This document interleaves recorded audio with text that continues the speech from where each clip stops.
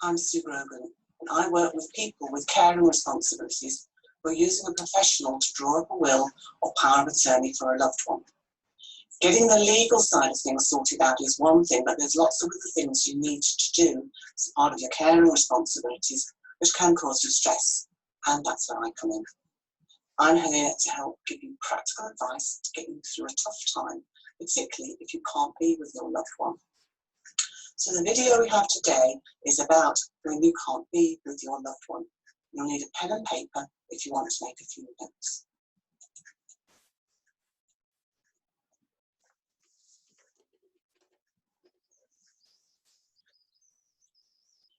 Now you can watch this video as often as you need. So perhaps listen through for the first time, go back, listen again and write down what's important to you. I'm not covering everything here today, but if you'd like a chat, please contact me.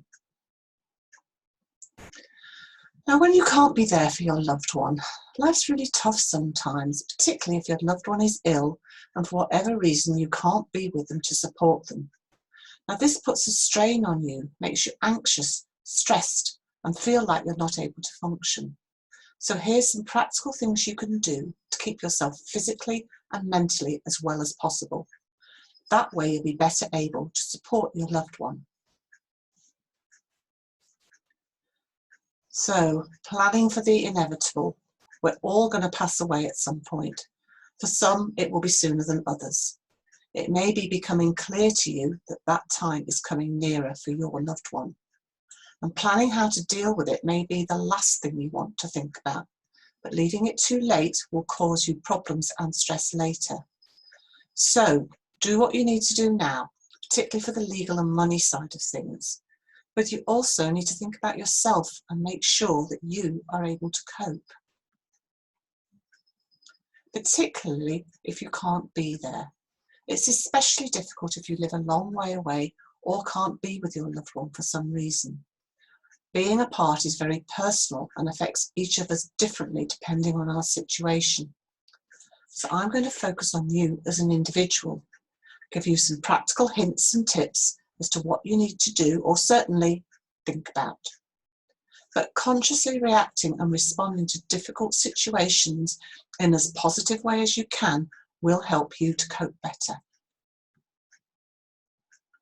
So keep a routine. It's important to have some structure and normality, even at a difficult time. Follow your daily routine, even if you have to stay at home. Get up at your usual time. Practice some simple meditation, and we'll come on to that later. Get dressed. Don't sit around in your pyjamas. Follow your usual hair and skincare routine so you look and feel as you normally do. If you need to work from home, look after children or grandchildren, then schedule work time into the day. Schedule breaks into the day. Close down from work at your set time and go to bed at your usual time. Don't forget to switch off phones or tablets because they emit a blue light that will keep you awake. And look after yourself. It's very important for your mental health to maintain good physical health. So take exercise. It doesn't have to be painful. Just take a walk around the block or perhaps practice some simple yoga, Pilates or exercise routines. There's lots of online things out there, but build it into your routine. If the weather is nice and you have a garden or open space nearby, go outside and get some fresh air. And don't forget to eat as healthily as possible, but take time to enjoy your food. Take small mouthfuls, savour it, taste it, chew it well, enjoy your food. And also drink plenty of water. 8 glasses a day is recommended to keep your brain hydrated. And if you're like me, then hide the biscuit tin. Either don't buy them or have one a day as a treat. And try to limit your alcohol, perhaps particularly in the week. And then try not to binge drink at the weekend because your liver won't thank you for it. So we're going to think about meditation and mindfulness. Now, meditation will help calm your brain and reduce your stress. It's very focused relaxation, and there's lots of apps and recordings to choose from online. You can save them to your phone or your tablet. You need to do this at a quiet time, preferably on your own. Now, many people practice in the morning because it's a positive start to the day. But if you're sharing a room, put your earphones in so you don't disturb anybody else. Allow about 15 minutes. Make it a daily habit. But mindfulness is about being aware of yourself, your body, and your breathing. And it helps you to focus on the here and now. And it's good to take a few minutes every day, particularly if something is stressing you out. You can do this with others around you. So close your eyes, focus on your breathing. Be aware of your body and consciously relax any areas of tension. Now keep in touch. At difficult times, it's important to maintain contact with others for your own mental health. So set up a Zoom or a Skype account. Set up video calls with family or friends. And try and talk to one person outside of your loved one's situation every day to bring some balance to your life. Either a phone call or a video call. And make sure you call your vulnerable relatives on the phone. Many of them won't have the internet. Just check that they're okay. But sometimes the news may be the worst. A loved one passes away, and because of your circumstances, you can't be with them at the hospital or a hospice, and you can't get to the funeral either. So ask if there's a live stream or video of the service. Ask for an electronic copy of the service. Put on whatever clothes you would have worn and sit and think about what your loved one meant to you. Write those thoughts down, read them out loud. And don't be worried about crying unexpectedly at odd times, and arrange a celebration of their life at a later date. Now, funerals are a rite of passage and a chance to say goodbye, but you can still say goodbye in your own way. And take some time to reflect on the life of your loved one. Reflect on the relationship you had with them. Some of it might be fine, but even if it wasn't great and you didn't get on, you'd fallen out or you'd chosen not to see them, well, write them a letter. Tell them all the good and bad things about your relationship. You'll feel better for letting those feelings out. You can then decide whether to keep that letter, to burn it, to bin it, or put it in a post box with no address on it.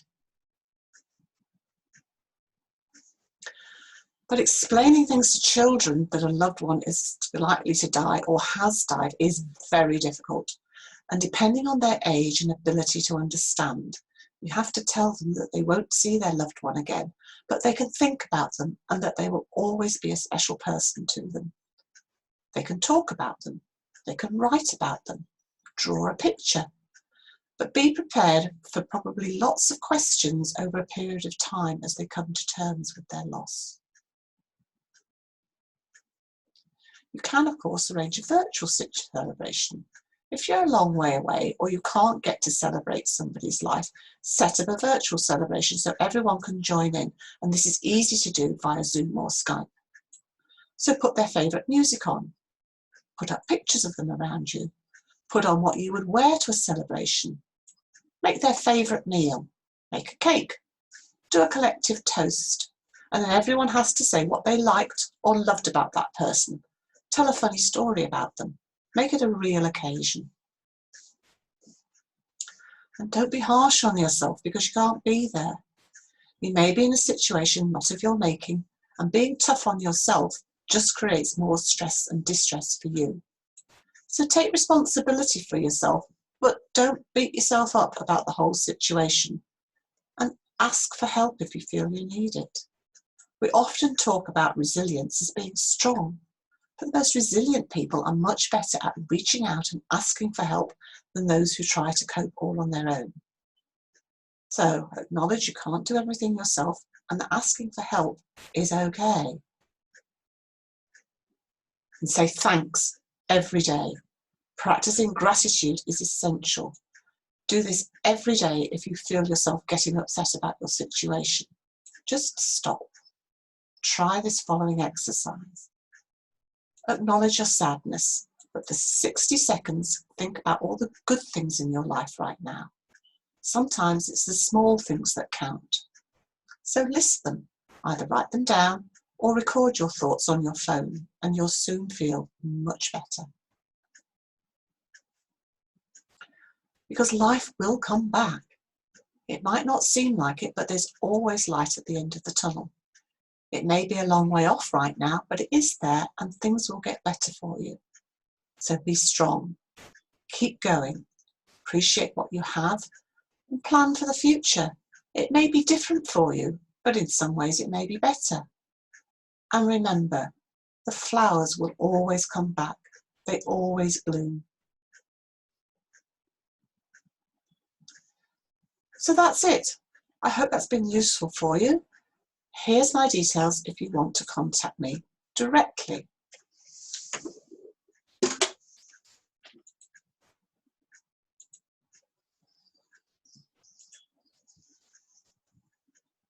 Well, I hope that's been helpful. Give me a shout if you need to have a chat. I'm Sue Grogan, practical advice when you need it most.